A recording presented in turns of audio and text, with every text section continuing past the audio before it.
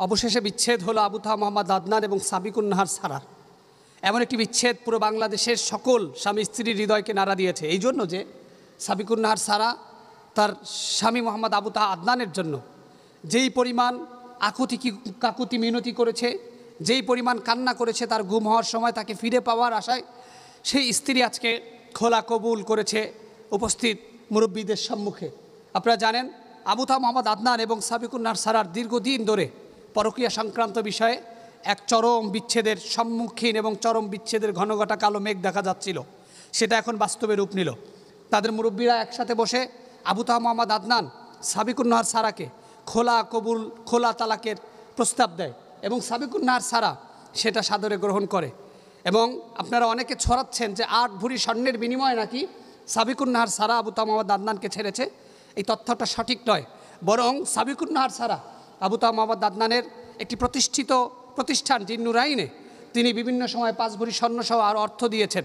তিনি সেই অর্থ দাবি করলে আবু তাহা মোহাম্মদ আদনানকে একটি নির্দিষ্ট সময় দিয়ে সেই অর্থ ফিরিয়ে দেওয়ার, অর্থাৎ 8 ভরি স্বর্ণ ফিরিয়ে দেওয়ার বিনিময়ে মূলত তাকে এই সময়টুকু দেওয়া হয়েছে এবং সে তার ধার লগ্ন অর্থ ফেরত পাবে, এটাই স্বাভাবিক। এবং সন্তানগুলো আজকে তাদের দুই পরিবারের সম্মতিতে হয়তো সিদ্ধান্ত হয়েছে, কিন্তু আমরা যারা স্বামী এবং স্ত্রী আছি, আমরা যারা একে অপরের প্রতি সহনশীল, যারা এখন অপরাধ করছি পরকীয়ার মাধ্যমে, অর্থাৎ স্বামী কিংবা স্ত্রী পরকীয়ায় জড়িত, আমি তাদের কাছে বলবো পরকীয়া একটা মানুষকে ধ্বংস করে দেয়।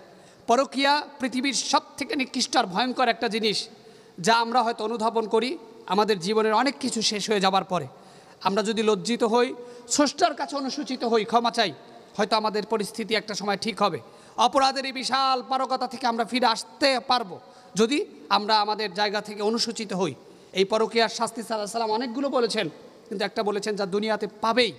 আল্লাহ তাআলা সেই পরকীয়ার মতো নিকৃষ্ট কাজ থেকে আমাদের হেফাজত করুক। এবং চিন্তা করে দেখেন, সাবিকুন নাহার সারার মতো একজন স্ত্রী যিনি এত বেশি তার স্বামীর জন্য ফিদাপ ছিলেন, সেই স্ত্রীও পরকীয়ার কারণে আজকে তার স্বামীকে ছেড়ে দিতে বাধ্য হলো। এক কঠিন হৃদয় বিদারক ইতিহাস সৃষ্টি হলো, যার মাধ্যমে স্বামী স্ত্রী যারা আছেন তারা প্রত্যেকেই শিক্ষা নেবেন। বিশেষ করে এই সাফারাতটা সব থেকে বেশি করে সন্তানেরা।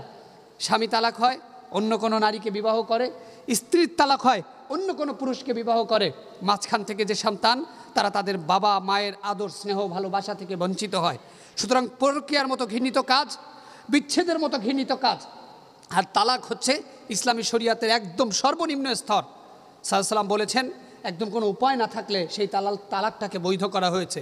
সুতরাং আমরা প্রত্যেকেই যেন আমাদের হৃদয়টাকে আল্লাহর সন্তুষ্টির জন্য করতে পারি এবং তালাকের মতো নিম্ন পর্যায়ে আল্লাহ তাআলা যেন আমাদেরকে না নেয়, এবং যাদের বিচ্ছেদ হয়েছে তারা যেন সুন্দর জীবনযাপন এবং ভবিষ্যতে যেন এই তালাকের মতো খারাপ কাজ আল্লাহ তাআলা আমাদের জীবন থেকে সরিয়ে